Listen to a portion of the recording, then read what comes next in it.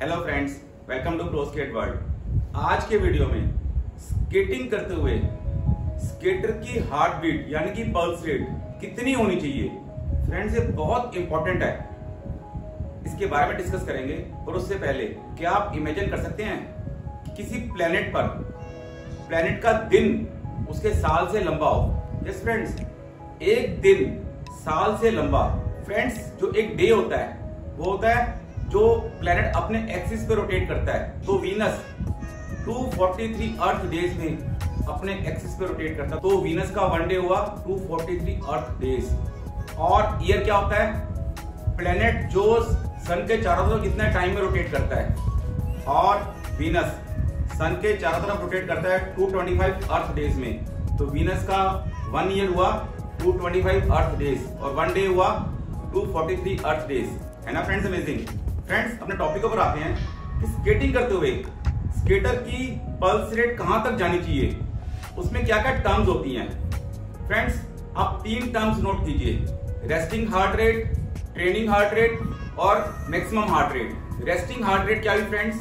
Resting heart rate है जब skater समझो सो के उठा, बेड पे लेटा हुआ है, आप हार्ट रेट चेक कीजिए 70, 75, 80 मैक्सिमम। ये होगी हमारी रेस्टिंग हार्ट रेट। उसके बाद होती है मैक्सिमम हार्ट रेट। आप अपने बच्चे की मैक्सिमम हार्ट रेट कैसे निकालेंगे, कैसे चेक करेंगे? उसको निकालेंगे 220 माइनस एज ऑफ स्केटर से। एक स्केटर की एज है 10 इयर्स, तो उसकी मैक्सिमम हार्ट रेट होगी 220 माइनस 10 इक्वल्स टू 210। ये मैक्सिमम हार्ट रेट होगी एक 10 इयर्स स्केटर की।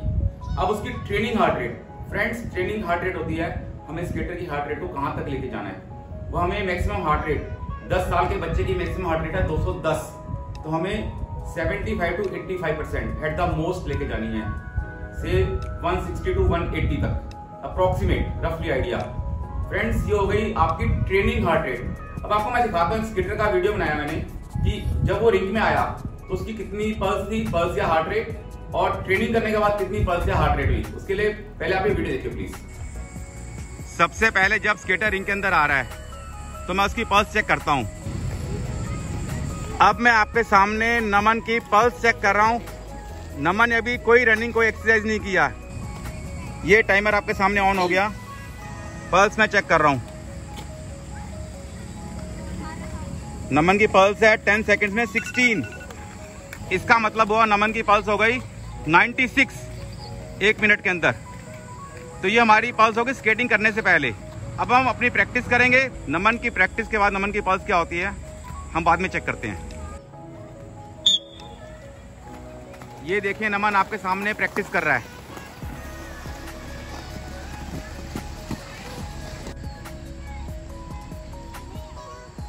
प्रैक्टिस करने से नमन की पल्स रेट काफी तेज हो जाएगी। अभी हम चेक करते हैं नमन की पल्स रेट। नमन, इधर आओ बेटा। अब मैं आपके सामने नमन की पल्स रेट चेक कर रहा हूं ट्रेनिंग करने के बाद। ये टाइमर स्टार्ट होगा 10 सेकंड का। ये मैं पल्स चेक कर रहा हूं नमन की। 10 सेकंड में नमन की पल्स आ रही है 30।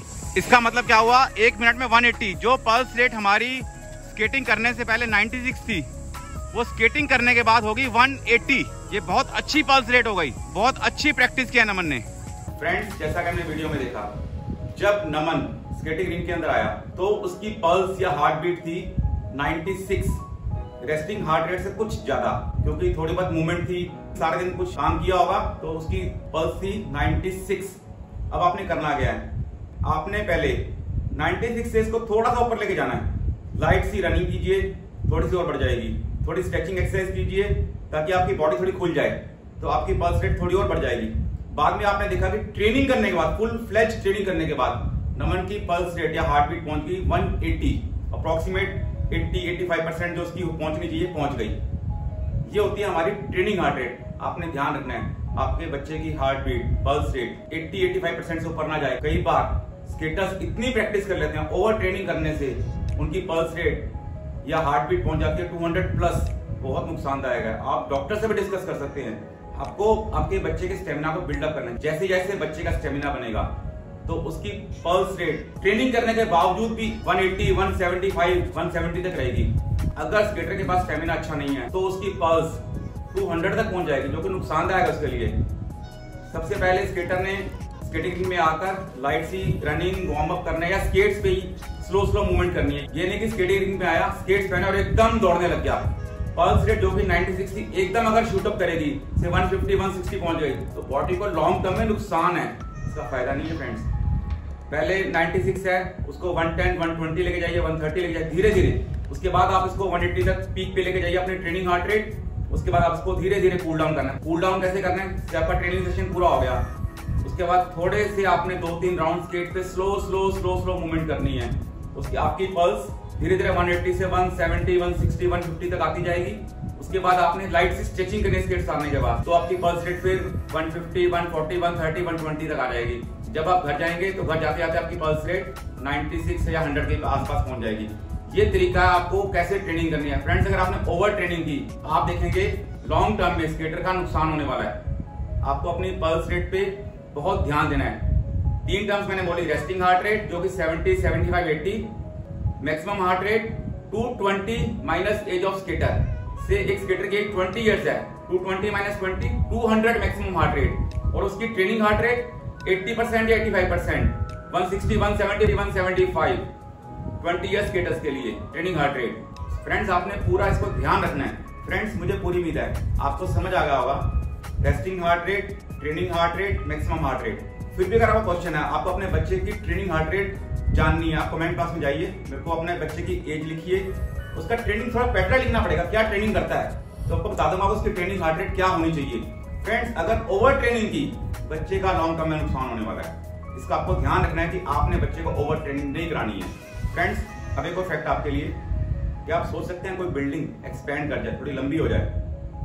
यस फ्रेंड्स, आईफल टावर गर्मियों में हीट के कारण 15 सेंटीमीटर तक एक्सपेंड कर जाता है, यानी कि लंबा हो जाता है। फ्रेंड्स, मुझे पूरी उम्मीद आपको वीडियो अच्छा लगा होगा।